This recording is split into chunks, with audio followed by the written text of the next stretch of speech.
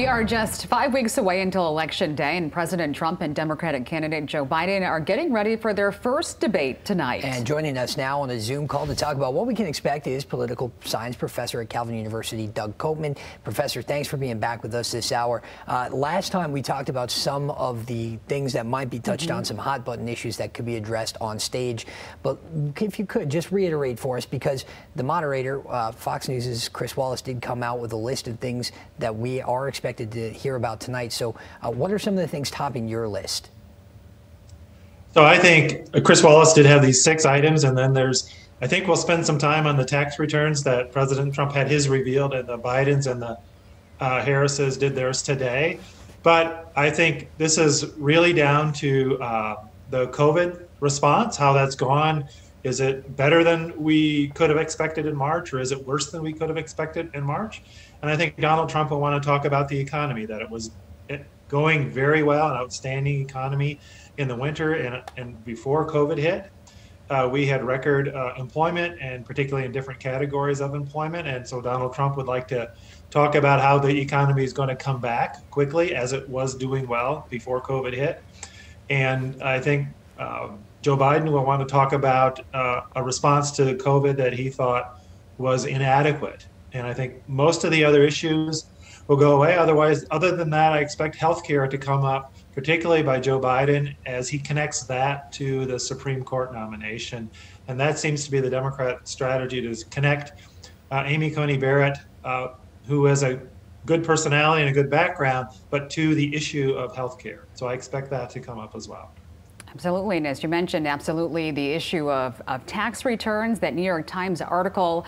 Professor Copeman, do you think that having Biden and Kamala Harris releasing their returns today, how does that affect the strategy going into tonight?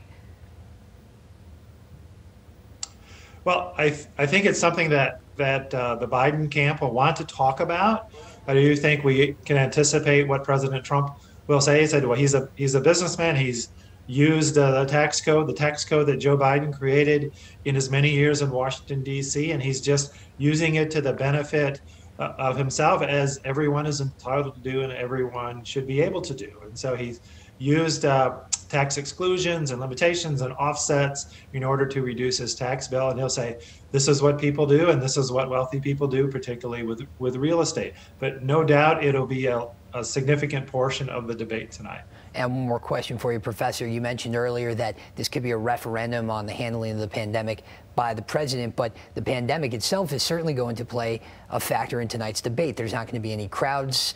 These two candidates won't shake hands before the election because, of course, of the ongoing global pandemic. But what effect do you think that will have on the importance of the debate this year especially?